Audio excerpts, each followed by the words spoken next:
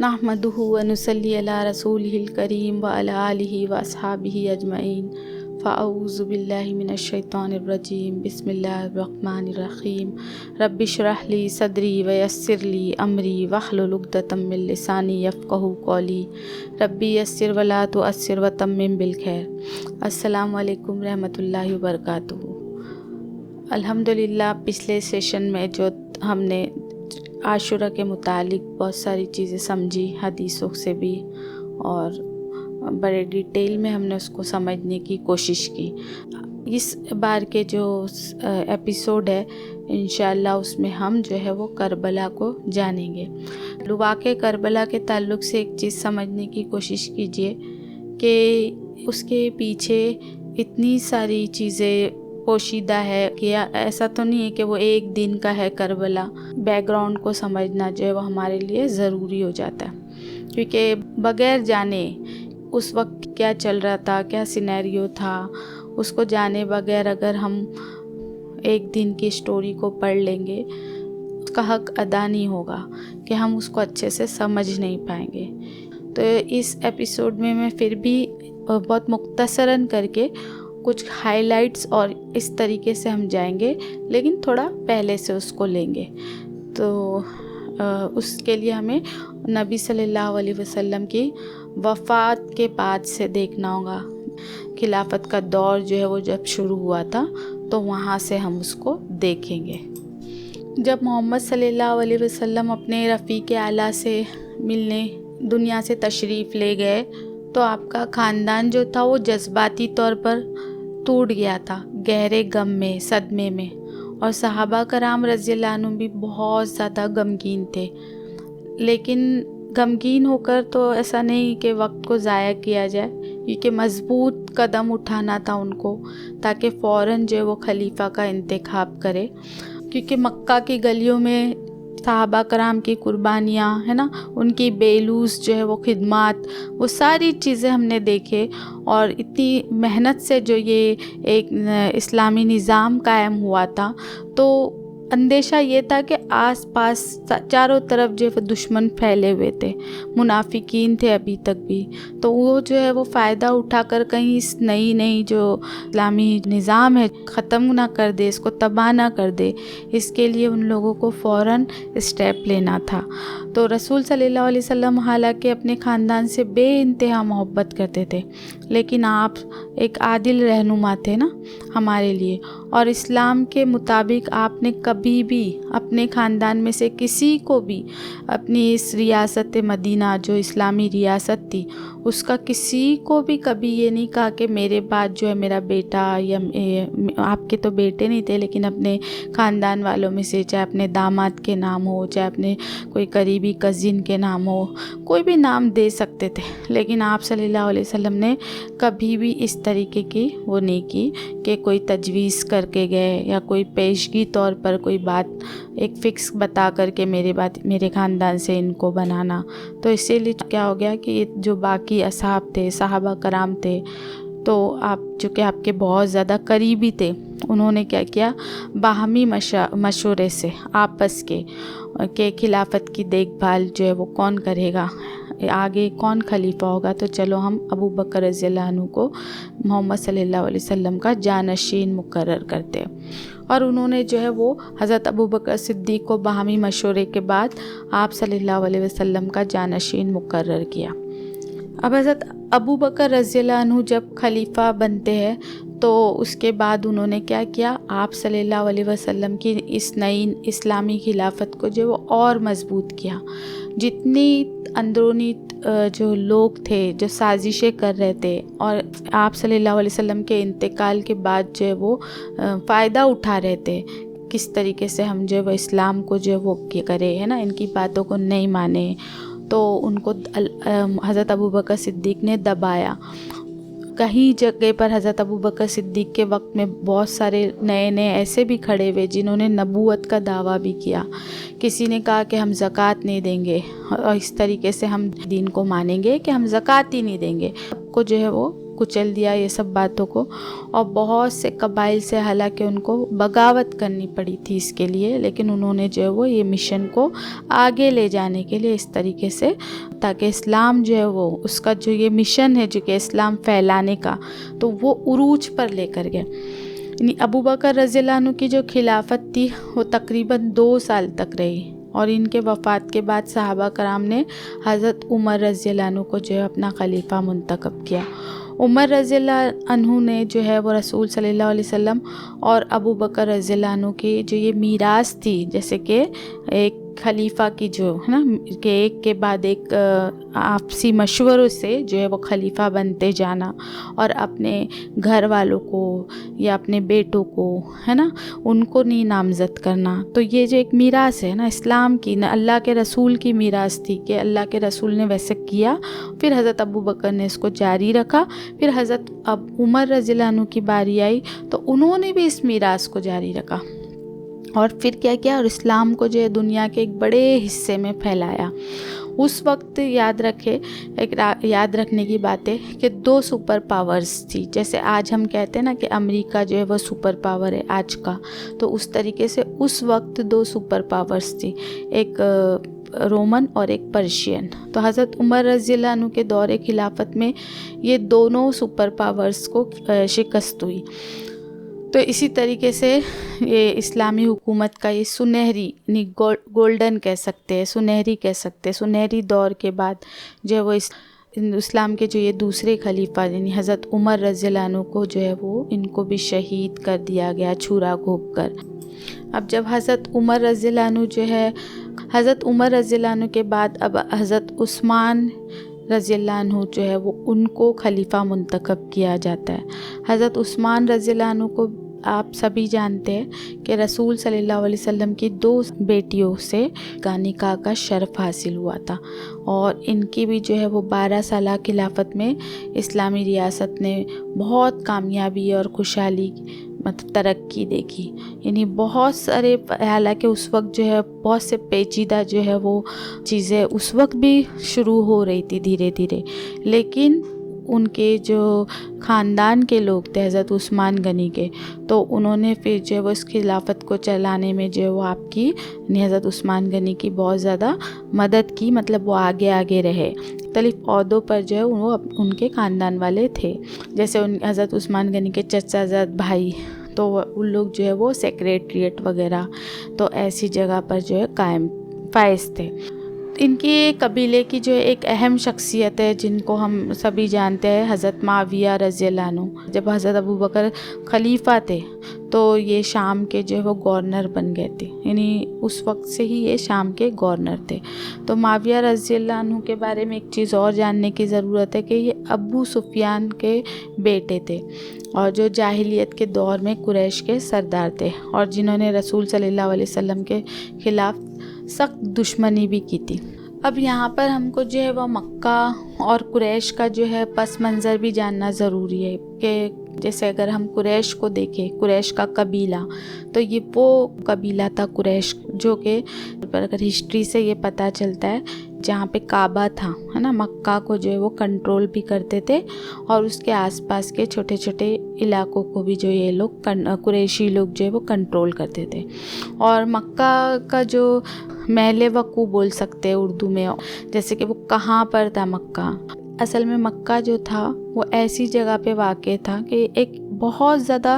تجارتی راستے جو تھے اس کے آس پاس سے لنک کرتے تھے، یعنی جتنے بھی لوگ تجارتی کام سے جو یہاں وہاں سے جو ہے امپورٹ ایکسپورٹ اس وقت کرتے تھے، بزنس کرتے تھے، تجارت کرتے تھے، تو ان کو مکہ سے گزرنا پڑتا تھا۔ تو بڑے بڑے جو ہے تاجروں کے قافلے جو ہے وہ مکہ میں آتے تھے، اور اسی طریقے سے قریش کے جو تاجر ہے وہ بھی جو ہے اپنے قافلے لے کر جو ہے پھر وہ اسی طریقے سے شام اور یمن جو ہے وہ جایا کرتے تھے۔ تو مکہ والوں کے یعنی قریشی بولو یا پورے مکہ والوں کی جو تجارتی حیثیت وہ بہت اسٹرانگ تھی، آب زمزم کا پانی ان کے پاس ہونے کی وجہ سے۔ پھر حج کے مہینے میں ان کے یہاں پہ پوری طریقے سے کمپلیٹ وہ 4 مہینے جو ہے وہ امن کے ہوتے تھے کہ بہت پیس ہوتی، کوئی لڑائی نہیں، کوئی ڈکٹیٹرشپ نہیں ہوتی ہے نا، تو لوگ جو ہے وہ امن سے جو ہے یہاں وہاں سے آتے جاتے، سکون رہتا تھا۔ پھر اسی طریقے سے ان کے یہاں میلے بازار، کیونکہ ظاہری بات ہے اتنا بڑا مرکز ہے جہاں پر جو ہے وہ حج کا ایک اتنا بڑا ایک اوکیجن چل رہا ہے، تو ایسے ٹائم پہ ظاہری بات ہے جگہ جگہ کے لوگ آ رہے ہیں اور تجارت ہو رہی ہے، تو اس لیے وہاں پہ بہت زرخیزی تھی، کاروباری لحاظ سے بھی وہ جو ہے بہت زیادہ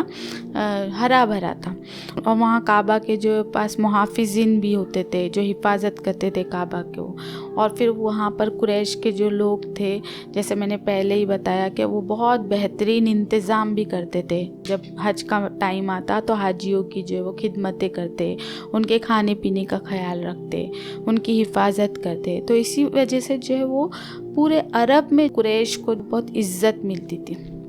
اور اسی طریقے سے ان کے پاس دولت بھی پھر تھی، اکنامی طور پہ بھی وہ بہت مضبوط اور اسٹرانگ تھے۔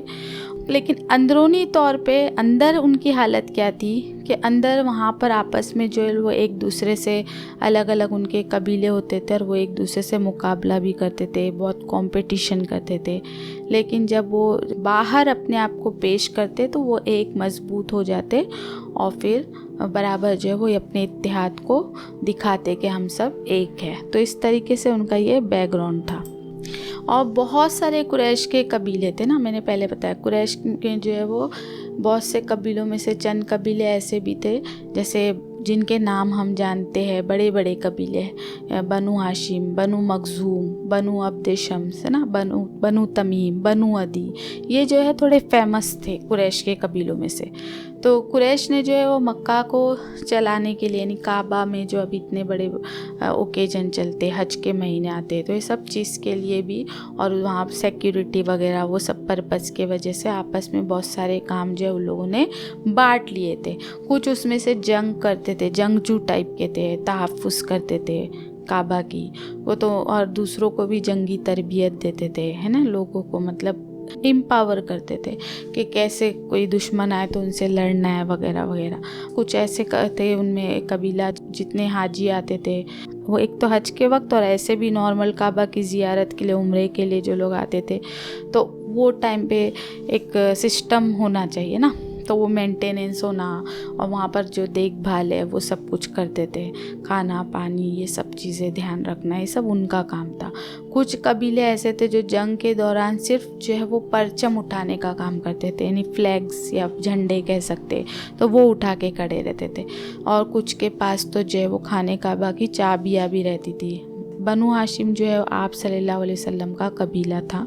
اور جس میں سے پھر حضرت علی، حسن، حسین رضی اللہ عنہ سب یہی معزز قبیلے سے تعلق رکھتے ہیں، یعنی بنو ہاشم سے،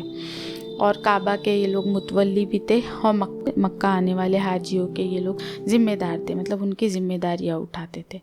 اور بنو مخزوم کا بھی ہم دیکھیں، بنو مخزوم بھی ان میں سے ایک قریش کا قبیلہ ہے، تو یہ ابو جہل کا قبیلہ تھا، ولید بن مغیرہ، یہ جو بڑے بڑے نام جو ہم سنتے ہیں نا،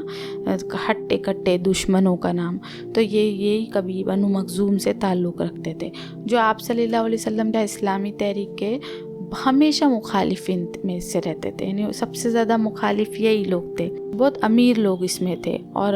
بہت طاقتور۔ یہ قبیلہ جو ہے وہ قریش کے آرمی یعنی فوجی معاملات کا ذمہ دار تھا، تو اس طریقے سے یہ ان کو بھی سمجھے۔ پھر بنو عبد شمس جو تھے، اب یہ جو قریش کا قبیلہ ہے یہ بنو امیہ کا جو ہے وہ آبائی قبیلہ تھا، اور جس سے عثمان رضی اللہ عنہ اور ابو سفیان کا تعلق تھا، اور یہ بھی جو ہے وہ کیا ہے، ایک بہت امیر جو ہے قبیلہ ہے، مطلب امیر ترین لوگ اس میں بھی شامل تھے۔ اور یہ قبیلہ بھی جو تھا یہ آپ صلی اللہ علیہ وسلم کے سخت مخالف رہے ہمیشہ یہ لوگ، اور بنو ہاشم کے جو چچا زاد بھائی ہونے کی وجہ سے خانے کعبہ کی دیکھ بھال یہ لوگ بھی کیا کرتے تھے، اور ان میں آپس میں ایک بہت زیادہ کمپٹیشن بھی رہتا تھا۔ اب سب سے پہلی جو جنگ ہم کو پتہ ہے جنگ بدر، تو جنگ بدر میں مسلمانوں کے ہاتھوں سے ان کے بڑے بڑے سردار جو وہ سارے مارے گئے تھے. تو اس کے بعد جو ہے وہ ابو سفیان جو اس کی حیثیت ایسی بن گئی کہ اس کو سردار بنایا گیا، کیونکہ اب وہ ایک بڑا بچ گیا تھا، تو پھر اس کو سب نے سردار تسلیم کیا. تو یہ بنو امیہ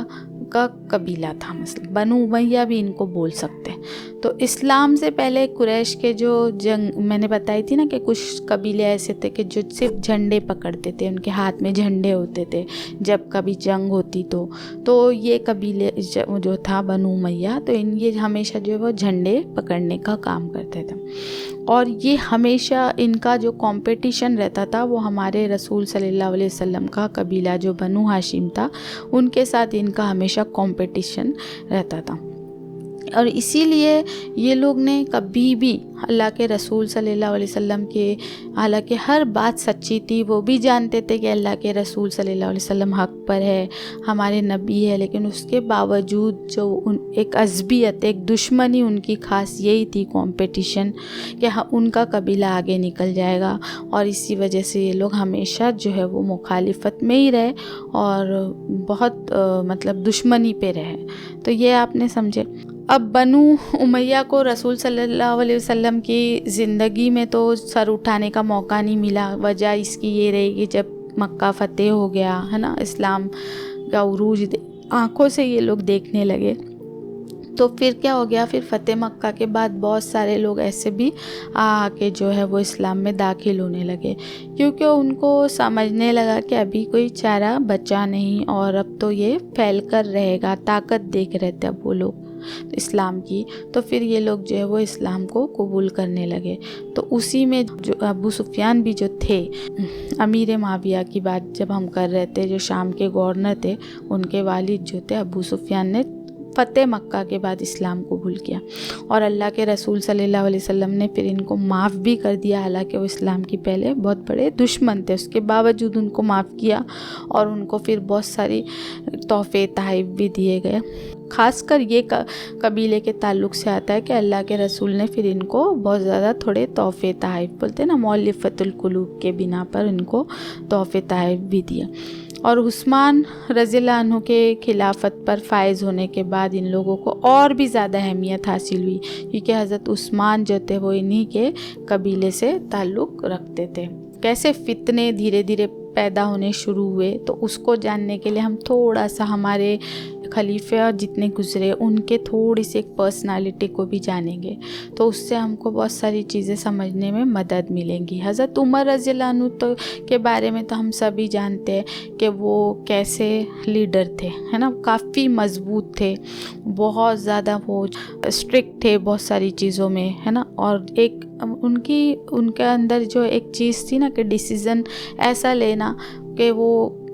اکیلے ہی کافی ہے. اگر کوئی اختیار ان کو لینا ہے، کوئی فیصلہ لینا ہے، تو وہ اکیلے ہی کافی ہے. یعنی گورنروں کو ہینڈل کرنا ہو یا آس پاس جو قبیلے کے کچھ لوگ ہو، کوئی بھی ہو، یا ان کے اپنے خاندان سے ہو، تو وہ جو ہے وہ اکیلے کافی تھے. لیکن حضرت عثمان غنی جو ہے وہ بہت بول سکتے شرمیلے تھے، بہت زیادہ ہمبل تھے، اور وہ بہت زیادہ مروت بھی ان کے اندر بہت تھی.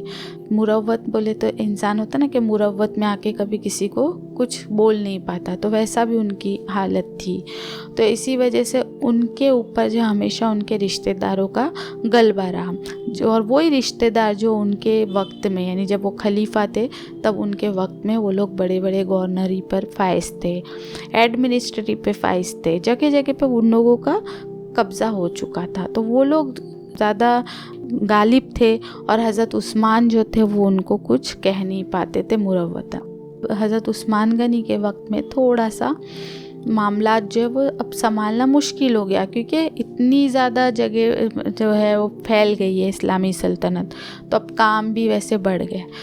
بہت ساری جگہ سے جیسے پازیٹیو چیزیں ہوتی ہے تو نیگیٹیو بھی ہوتی ہے، کہ مختلف طرف سے جو ہے مخالفت بھی شروع ہو گئی تھی. جیسے کہ مصر، عراق، ہے نا، یہ دونوں اسٹیٹ میں جو ہے وہ بغاوتیں شروع ہو چکی تھی. اب عثمان رضی اللہ عنہ نے جو ہے وہ ایک سافٹ تھے بہت زیادہ، تو انہوں نے کیا کیے، اس کو پہلے تو ایک دم اچھے سے مفاہمت سے، ہے نا، تھوڑے اچھے طریقے سے، نرمی سے کہہ سکتے، نرمی سے جو ہے اس کو ہینڈل کرنے کی کوشش کی، تسلی دیتے تھے بلا بلا کر لوگوں کو۔ لیکن کیا ہو گیا، وہ جب ایسے تسلی دیتے، لوگوں کو سمجھا بجھا کے بھیجتے، تو ضروری تو نہیں کہ ہر کوئی سمجھے، تو کچھ لوگ تو جو ہے وہ ان کی تسلی سے خاموش ہو کے چلے بھی جاتے، لیکن کچھ ایسے باغی تھے ان کی باتوں کو نہیں سمجھتے اور جا کر پھر وہ اور زیادہ فتنے فساد پھیلاتے۔ باغیوں کا ایک بڑا گروہ جس کو خوارجی کہتے، تو یہاں تک کہ ان لوگوں نے جو ہے وہ حضرت عثمان غنی کے ان کے گھر کا محاصرہ کیا، ان کو جو ہے وہ قید کیا گیا، باقاعدہ نظر بند کر دیا گیا، اور پھر ان کو بہت تکلیف دی گئی کہ آپ کے گھر کا محاصرہ کر کے کئی دنوں کے بعد تکلیف دینے کے بعد آپ کو شہید کر دیا۔ اب ان کے بعد جو ہے حضرت عثمان غنی کے بعد حضرت علی رضی اللہ عنہ مدینہ میں جو ہے خلیفہ مقرر ہو جاتے، منتخب ہوتے، اور جتنے خلیفاؤں کا میں ذکر کری ہوں یہ سب جو ہے صحابہ کرام کے مشوروں کے بعد سلیکٹ ہوتے ہیں۔ لیکن ان کے ٹائم بھی ایک یہ ہوتا ہے کہ دو الگ الگ جو بغاوتیں جو عثمان غنی کے وقت چل رہی تھی، تو ان کو بھی ایسی دو بغاوتوں کا سامنا کرنا پڑا، اور دونوں بغاوتوں میں ان لوگوں کا مطالبہ کیا تھا، سامنے باغیوں کا یا سامنے والوں کا، کہ حضرت عثمان رضی اللہ عنہ کے قتل کا جو ہے وہ بدلہ لینا ہے، بس یہ کہہ کر وہ بغاوت پھوٹ پڑی تھی۔ اب حضرت طلحہ، زبیر اور حضرت عائشہ رضی اللہ عنہا کی ٹیم ہے، جو ایک گروپ ہے، تو وہ لوگ جو ہے عراق میں بصرہ پر قبضہ کرتے، جنگ کو جنگ جمل کہتے ہیں، اور ان کو شکست ہوتی ہے، اور خیر یہ جو ہے ان کو آپ صلی اللہ علیہ وسلم کی پیشن گوئی بھی یاد آ جاتی ہے۔ مومن ہے، مومن سے غلطیاں ہوتی ہے، اور جب اس کو پہچان جاتا ہے کہ ہاں یہ مجھ سے غلطی بھی ہے اور پلٹ جاتا ہے وہ اللہ کی طرف، تو اللہ تعالیٰ بھی معاف کرتا ہے، اور وہی ہوا۔ یہ تینوں جو ہے جن کا میں نے ذکر کی کہ یہ لوگوں نے اسی وقت جو ہے حضرت علی سے جو ہے وہ جنگ سے پلٹ گئے، تو اس لیے یہ ایک بغاوت دیکھنے میں آئی۔ پھر اس کے نیکسٹ ایئر جو معاویہ رضی اللہ عنہ، جن کو حضرت علی نے شام میں گورنری سے ہٹا دیا تھا، ان کے حضرت معاویہ جو ہے وہ حضرت علی کے خلاف جو ہے وہ کھڑے ہو گئے، ہم کو بھی جو ہے وہ قتل عثمان کا بدلہ چاہیے، تو ان کے ساتھ بھی حضرت علی کی جو ہے جنگ ہوتی ہے، جو کہ صفین کی جنگ کہلاتی ہے، جنگ صفین، اور یہ بھی ایسی ہوتی ہے کہ اس میں کوئی نتیجہ نہیں نکلتا، لیکن حضرت علی جو ہے پھر بھی یہ جنگ ان سے لڑتے ہیں، اور پھر یہ بھی جنگ جو جس طریقے سے اینڈ ہوتی ہے، تو اس وقت جو ہے حضرت علی رضی اللہ عنہ کے کچھ فالوورز، حامی جس کو اردو میں بولتے ہیں، جیسے فالوورز بھی بولتے جن کو، تو سپورٹر بول سکتے، تو وہ لوگ جو ہے حضرت علی سے اس جنگ کے بعد الگ ہو جاتے، اور یہی لوگ جو ہے پھر اور جا کے کٹر خوارجی بن جاتے، اور بعد میں پھر یہ لوگ جو ہے وہ عوام کو کیسے کیسے خوف زدہ کرتے۔ اگلے سال جو ہے وہ جنگ نہروان میں پھر حضرت علی نے ان کو بھی کچل دیا، حضرت علی رضی اللہ عنہ کو خوارجی لوگوں میں سے ہی ایک خارجی ہی ان کو شہید کر دیتا ہے۔ اس کے بعد جو ہے وہ معاویہ رضی اللہ عنہ جو ہے وہ ان کے لیے جو اقتدار کی راہ ہموار ہو جاتی ہے۔ یہ تو کہ بہرحال اس وقت کے خلیفہ نامزد اپنے آپ کو کر دیتے حضرت علی کے بعد۔ ایک چیز خالی یہاں پر، جیسے وہ چاروں خلیفہ تھے مسلمانوں کے باہمی مشوروں سے اس کے انتخاب کے بعد خلیفہ بنتے تھے، ویسا وہ عمل حضرت معاویہ کے وقت نہیں ہوتا، بلکہ وہ خود جو ہے وہ اپنا آپ کو خلیفہ ڈکلیئر کرتے۔ حضرت علی رضی اللہ عنہ کے قتل کے بعد جو ان کے بڑے بیٹے حضرت حسن رضی اللہ عنہ کو جو ہے وہ کوفہ میں جو ہے خلیفہ تسلیم کر دیا جاتا ہے، لیکن حضرت امیر معاویہ جو ہوتے ہیں وہ اس کی مخالفت کرتے، ان کو عہدہ چھوڑنے بولتے، لیٹر بھیجتے، پھر ایک لشکر بھی بھیجتے کوفہ میں کہ تم اپنی جو خلافت ہے اس کو چھوڑ دو، اور ان کی جو بھی دھمکی ہوتی ہے یا ان کی طرف سے جو رشوتیں دی جاتی ہے، جو لوگ خلیفہ کو مان لیے رہتے، مطلب حضرت حسن کو خلیفہ مانے رہتے، ان میں سے بہت سے لوگوں کو ورگلایا جاتا ہے، رشوتیں دی جاتی ہے، کسی کو قتل کرنے کی بھی دھمکی دی جاتی ہے، تو یہ سب دیکھتے ہوئے بہت ساری گڑبڑی یہاں سے شروع ہو جاتی ہے۔ حضرت حسن رضی اللہ عنہ جو ہے وہ مسلمانوں کے درمیان امن اور اتحاد چاہتے تھے. یہ چیز کی پیشن گوئی جو ہے ہمارے رسول محمد صلی اللہ علیہ وسلم نے پہلے سے بھی کر دی تھی. آپ صلی اللہ علیہ وسلم کی پیشن گوئی کے حساب سے یہ بات سچ ثابت ہوتی ہے. حضرت حسن جو ہے وہ خلافت سے دستبردار ہو جاتے ہیں، یعنی وہ بولتے ہیں مجھے خلافت نہیں چاہیے، تو وہ ان کے ساتھ جو ہے بیعت بھی کر لیتے اور ان کے معاہدے پر دستخط کر لیتے. وہ معاہدے میں یہ بات لکھی ہوتی ہے کہ کتاب اللہ اور سنت کے مطابق جو ہے حضرت امیر معاویہ کو حکومت کرنا پڑے گی، یعنی کرتے رہیں گے. ہمیشہ وہ جو ہے مسلمانوں کی ایک شورا رہے گی جس میں شورا کے حساب سے فیصلے ہوں گے، آپسی مشوروں سے. ایسا نہیں کبھی بھی کوئی بھی فیصلہ لیا جائے گا، بلکہ مسلمان کوئی بھی بڑا اسٹیپ اٹھانا ہو یا نیکسٹ خلیفہ کسی کو چنا جانا ہے تو پھر وہ خلیفہ کا خود کا اپنا ایکشن نہیں ہوگا، بلکہ مسلمان آپس میں مشورہ کر کے کریں گے. اور حضرت حسن رضی اللہ عنہ کے جتنے حامی رہیں گے تو ان کو عام معافی مل جائے گی. تو اس طریقے سے اس میں بہت سارے معاہدے میں چیزیں شامل رہتی ہیں. اور بخاری شریف میں 2704 میں حضرت ابو بکر رضی اللہ عنہ سے روایت ہے کہ میں نے رسول صلی اللہ علیہ وسلم کو ممبر پر دیکھا. آپ کے پاس حسن بن علی رضی اللہ عنہ تھے. آپ صلی اللہ علیہ وسلم کبھی کبھار لوگوں کی طرف متوجہ ہوتے تھے، کبھی کبھی حسن رضی اللہ عنہ کی طرف متوجہ ہوتے اور کہتے میرا یہ بیٹا سردار ہوگا اور شاید اللہ تعالیٰ اس کے ذریعے مسلمانوں کے 2 بڑے گروہوں میں صلح کرا دے.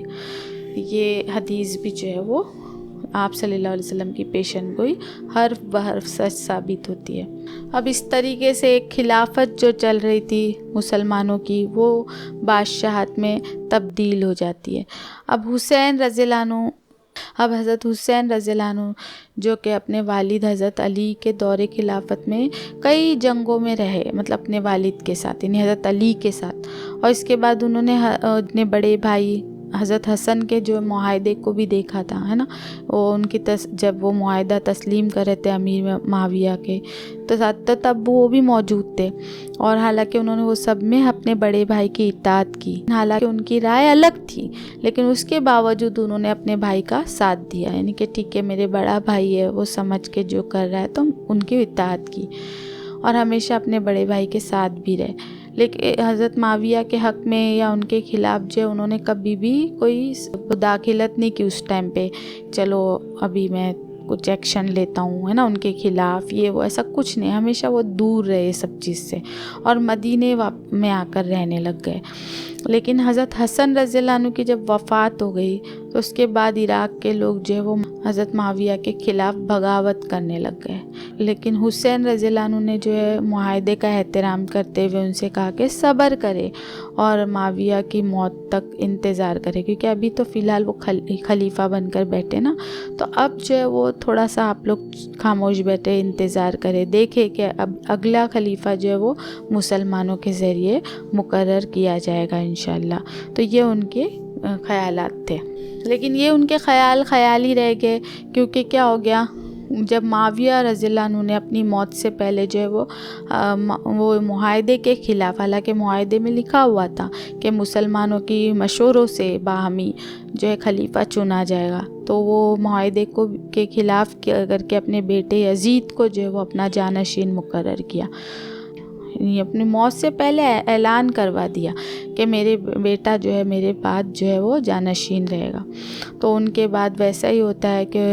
یزید جو ہے وہ جانشین بن جاتا ہے، یعنی ایک طریقے سے اس وقت کا مسلمانوں کا خلیفہ، بھلے وہ اسلامی حساب سے نہیں لیکن خلیفہ بن جاتا ہے. حضرت حسین رضی اللہ عنہ سے بیعت کا مطالبہ کرتا ہے کہ آپ بھی میرے ہاتھ پر بیعت کرو، لیکن اب جو ہے وہ حسین رضی اللہ عنہ انکار کرتے اور مکہ میں جا کر پناہ لے لیتے. حضرت علی جب خلیفہ تھے، یعنی ان کے دور خلافت میں کوفہ جو ہے ان کا ہیڈ کوارٹر تھا، اس لیے بہت سارے حضرت علی کو فالو کرنے والے ان کے جو خواہاں ہے، ان کے حامی جو تھے وہ کہاں تھے؟ کوفہ میں تھے. بہت سارے مختلف علاقوں سے خاص کر عراق کے بہت سے مسلمان جو رہتے وہ مخالفت میں آ جاتے کہ یزید کیسے خلیفہ بن گیا، ہم اس کو بیعت نہیں کریں گے، اس کی بیعت کو ہم تیار نہیں ہیں۔ پھر اس کے علاوہ کوفہ کے لوگ کیا کرتے، حسین رضی اللہ عنہ کو لیٹرز بھیجنے لگتے کہ وہ کوفہ آئے اور یہاں پر آ کر مسلمانوں کے اوپر بیعت کرے، ہے نا، ان کی بیعت کو قبول کرے اور مسلمانوں کے خلیفہ بن جائے۔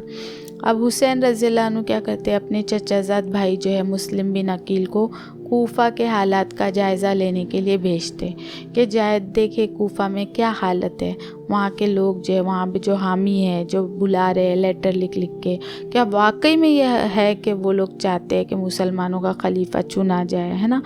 دیکھ کر آؤ۔ کوفہ مسلم بن عقیل جو تھے وہ کوفہ جاتے اور وہاں پر واقعی میں ان کا اچھا استقبال ہوتا ہے، لیکن یزید کی فوج جو ہے وہ تو الرٹ ہے آس پاس، ہے نا، اسی کی حکومت ہے تو ہر جگہ اس کے گورنرز بیٹھے ہوئے ہیں۔ وہ کیا کرتا ہے، وہ سیم چیز کی جاتی ہے یہاں پر بھی کہ رشوتیں دی جاتی ہے، دھمکایا جاتا ہے لوگوں کو، اور اس طریقے سے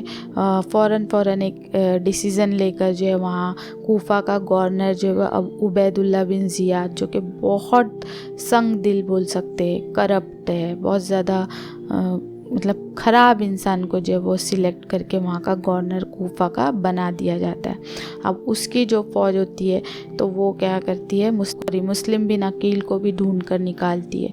اور یزید کی بیعت نہ کرنے کی وجہ سے ان کو قتل کر دیا جاتا ہے۔ حضرت حسین کے چچا زاد بھائی مسلم بن عقیل جو ہے وہ شہید کر دیے جاتے ہیں۔ یہ چیز جو ہے وہ دھیرے دھیرے آگے بڑھتی ہے۔ اب مسلم بن عقیل جب وہاں پر ہے اور لیٹر بھیجے کہ ہاں یہاں پر تو اچھا استقبال ہو رہا ہے، لوگ پسند کر رہے ہیں کہ کے ہاتھ پہ بیعت کرنے تیار ہے وقت، تو یہ چیزیں تو ان کو حضرت حسین کو پتہ ہوتی ہے، لیکن نئی چیزیں جو ابھی ہوئی ہے ایڈیشنل، کیونکہ اس وقت اتنا سوشل میڈیا فاسٹ اور ایسے خبریں تو نہیں تھی کہ فوراً آ گئی کہ مسلم بن عقیل کو بھی قتل کر دیا گیا، یہ چیزیں ان کو نہیں پتہ تھی، تو اس لیے وہ کیا کرتے، شروع کرتے سفر کی تیاری۔ حالانکہ تیاری کرنے لگتے تو اس وقت بہت سے صحابہ کرام آپ کو مشورہ دیتے کہ آپ نہ نکلیں یہاں سے، آپ کو نہیں جانا چاہیے، وہ بھی اپنے پورے بچے، گھر کی عورتیں اور سب پورے خاندان کو لے کے آپ جا رہے ہو تو نہ جائیے۔ ان لوگوں کو ایک دھچکا رہتا ہے، ایک بولتے ہیں نا سکس سینس ہوتا ہے، تو وہ حساب سے وہ لوگ بتاتے رہتے، لیکن آپ جو ہے وہ کسی کی بات کو نہیں مانتے۔ کیوں؟ کیونکہ حضرت امام حسین جو تھے وہ اسلامی ریاست کی تباہی کو برداشت نہیں کر سکتے تھے، جو کہ انہوں نے اپنے نانا کی باتیں سنی ہے، سب چیزیں دیکھی ہے، میرے نانا نے کیسے دین کو کیا تھا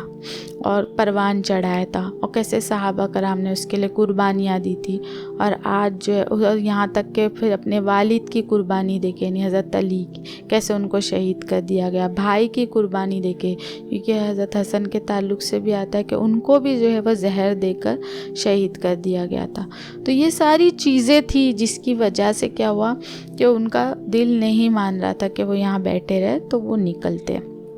اب یزید کے جو آدمی ہوتے ہیں، جو اس کی آرمی ہوتی ہے تو ٹکڑیوں میں آتی ہے، تو پہلے ایک آرمی آتی ہے، پھر وہ حسین رضی اللہ عنہ کو القادسیہ نامی جو ایک جگہ ہے وہاں پر روک دیتے اور بولتے کہ آپ پیچھے ہٹ جائیے، لیکن حسین رضی اللہ عنہ تو بہت پرعزم تھے پوری طریقے سے، تو وہ نہیں مانتے اور وہ کیا کرتے، کربلا کی طرف روانہ ہو جاتے۔ اب ان کو تو یہ نہیں معلوم کہ اور بھی آرمی آنے والی ہے اور یہ لوگ اپنا کام کر کے رہیں گے۔ تب یزید کی ایک اور آرمی جو آتی ہے اس کا لیڈر ہوتا ہے شمر، تو وہ اپنے 4000 سپاہیوں کے ساتھ جو ہے وہ حضرت حسین رضی اللہ عنہ اور ان کے اہل خانہ کو جو ہے وہ آ کے گھیر لیتا ہے، یعنی پورے خاندان کو جو ہے وہ گھیر لیتا ہے۔ ان کی تعداد جو بتائی جاتی ہے کہ 72 تھی،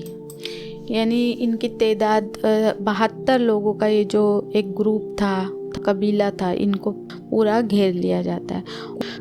یہ بھی کہا جاتا ہے کہ وہ ظالم گورنر جو ہے وہ یہ حکم دیتا ہے، حسین رضی اللہ عنہ ہتھیار ڈال کر یزید کے ہاتھ پر بیعت کر لے تو جو ہے پھر بھی ان کو کیا کرنا ہے، اس حالت میں بھی گرفتار کر کے یہاں لے کر آنا ہے، پہلے ہمارے پاس آنا ہے ان کو، اور انکار کریں گے تو اس صورت میں تو سیدھے ان پر حملہ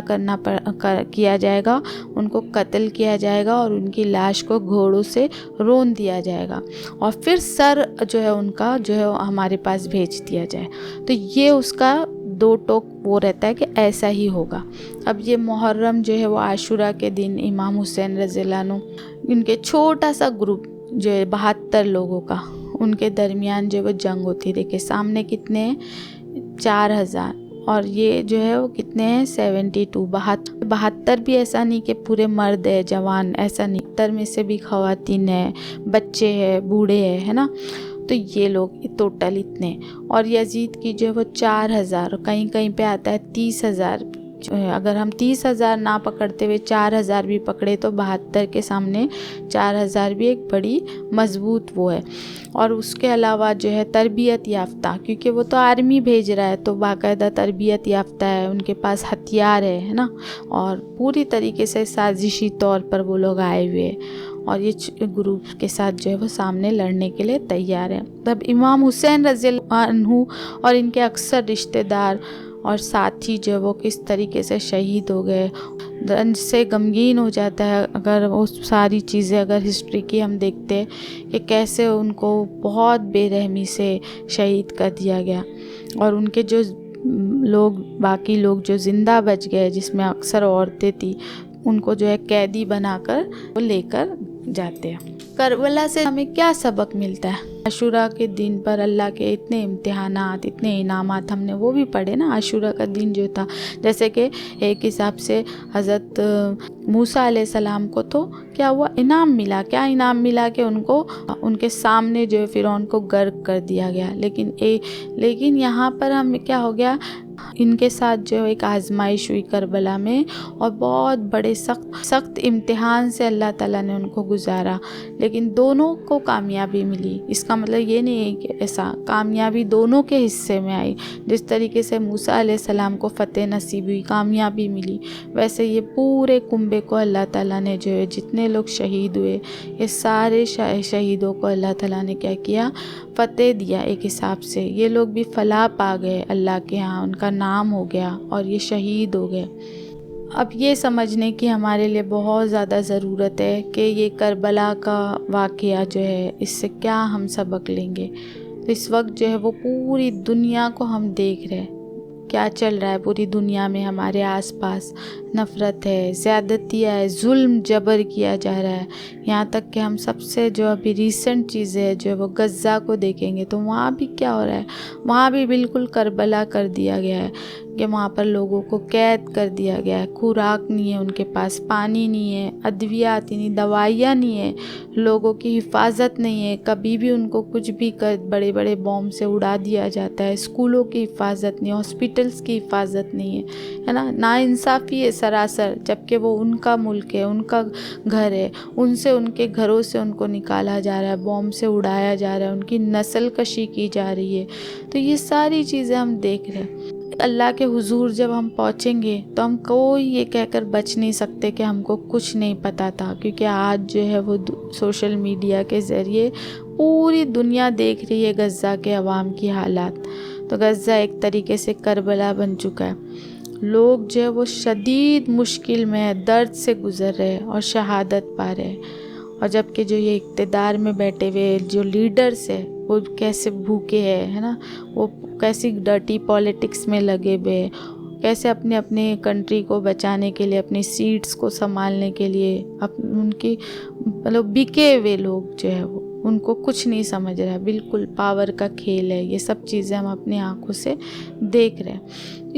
لیکن یہ کیا غزہ والوں کو اللہ تعالیٰ یہ نہیں فلاح پا رہے، جب شہید ہو رہے تو یہ بھی فلاح پا رہے، ان کو بھی اللہ تعالیٰ درد سے نجات دے کے اپنے پاس بلا رہا ہے، اور ان کو بھی، لیکن یہ جو چیزیں ہو رہی ہے آج یا کل، ضرور یہ سب چیز کو اللہ حساب رکھتا ہے، اور ایک وقت آتا ہے کہ جیسے فرعون کو اللہ تعالیٰ نے جو ہے وہ سمندر میں غرق کر دیا، تو آج بھی سارے جتنے بھی وقت کے فرعون کھڑے ہوں گے، کتنے بھی ظالم بادشاہ آئیں گے، کچھ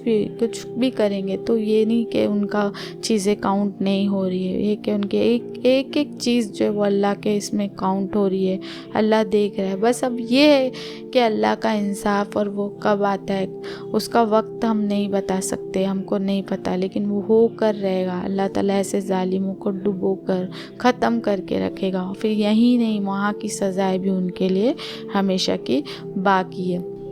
جو پورے دل میں مضبوط ایمان کے ساتھ یہ سمجھنا چاہیے کہ ضرور وہ وقت آئے گا کہ جب اللہ تعالیٰ یہ ایک ظالموں کو جو ان کا بدلہ دے گا۔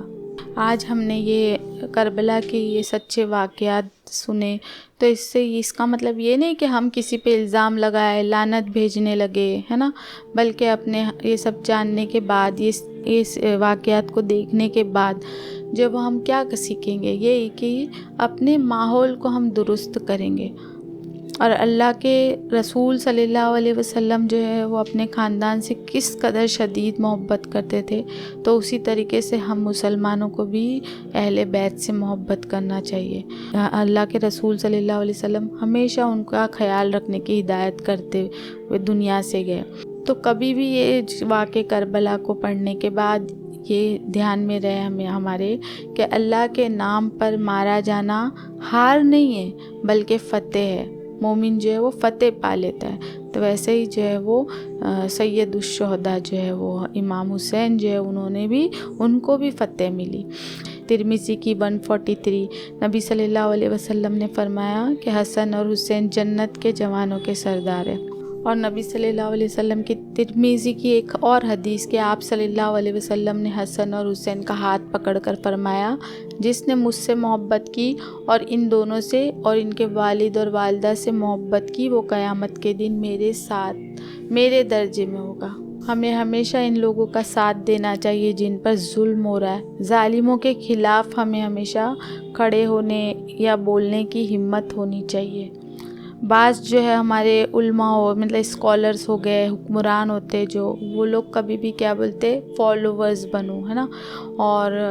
ہم مطلب جو وہ کر رہے ویسا کرو، حالانکہ وہ لوگ آنکھ نہیں رکھتے، وہ سب کچھ دیکھ رہے ہوتے لیکن خاموش رہتے، بجائے یہ کہ لوگوں کو حق اور باطل کی پہچان کرائے، لیکن وہ ہمیشہ ڈراتے نقصان کے سے کہ یہ نقصان ہو جائے گا، یہ خوف دلاتے لوگوں کے اندر، یا کبھی کبھی یہ فائدہ ہو جائے گا، لالچ دلاتے۔ تو یہ فائدے اور لالچ کبھی بھی دھیان میں رکھو، یہ سب اللہ کی طرف سے رہتا ہے۔ کوئی کسی کو کچھ کر نہیں سکتا جب تک اللہ کا حکم نہ ہو، اور کوئی کہیں سے فائدہ مل نہیں سکتا جب تک اللہ نہ دینا چاہے۔ تو یہ چیز ہمیشہ ایک مومن کو دھیان میں رکھنا چاہیے، اور ہمیشہ ہمیں کس کا پیروکار، کس کے فالوورز میں سے رہنا چاہیے، جو کہ ہمارے محمد صلی اللہ علیہ وسلم نے جو دین لائے، اور جیسا کہ ہمارے خلفائے راشدین نے جو راستے کو اپنایا، جو امام حسن امام حسین رضی اللہ عنہ جیسے دین کا دفاع کرنے کے لیے، اسلام کے لیے جیسے کھڑے ہوئے، ہم کو ہمیشہ ان لوگوں کو فالو کرنا چاہیے۔ ابو بکر رضی اللہ عنہ بیان کرتے ہیں کہ رسول صلی اللہ علیہ وسلم نے فرمایا کہ بے شک لوگ اگر کسی ظالم کو دیکھے اور اس کا ہاتھ نہ پکڑے تو اللہ عنقریب ان سب پر اپنا عذاب بھیجے گا۔ اور پھر اور ایک اسی طریقے سے سورہ نساء کی آیت ہے قرآن کی، اے ایمان والو اپنی جانوں کے خلاف بھی انصاف پر ڈٹے رہو۔ تو آخر میں ہم جو ہے وہ اللہ تعالیٰ سے ہم شکر ادا کرتے ہیں تمام آسانیوں کا، جو اللہ نے جو آسانیاں ہم کو دے رکھی، جو راحتوں میں اللہ تعالیٰ نے ہمیں رکھا ہے، تو ہم اس سب کے لیے اللہ تعالیٰ کا شکر ادا کرتے ہیں، اور اللہ تعالیٰ سے ہم دعا کرتے ہیں کہ ہم جن مشکلات کا سامنا کر رہے اللہ ان سے ہمیں نجات دے، ہمیں برائیوں سے، ناانصافیوں کے سیلاب سے جو امٹ پڑا ہے نا چاروں طرف سے امت پر، تو اے اللہ تعالیٰ تو نوح علیہ السلام کی طرح، جس طرح تو نے نوح علیہ السلام اور ان کے ماننے والوں کو جو ہے وہ بچایا، اسی طریقے سے ہمیں بھی ایک کشتی میں سوار کرا دے اسلام کی اس کشتی میں، کہ ہم بھی جو ہے وہ غرق ہونے سے بچ جائے۔ اے اللہ ہمیں ظالم حکمرانوں سے نجات دے، جیسا کہ موسیٰ علیہ السلام کی قوم کو اللہ تو نے فرعون کے عذاب سے نجات دلائی تھی۔ اللہم ارزقنی شہادت فی سبیلک واجعل موتی فی بلد رسولک صلی اللہ علیہ وسلم، آمین ثم آمین۔ جزاک اللہ خیرا کثیرا۔ سبحان اللہ و بحمدہ، سبحانک اللہم و بحمدک، نشہد ان لا الہ الا انت، نستغفرک و نتوب الیک۔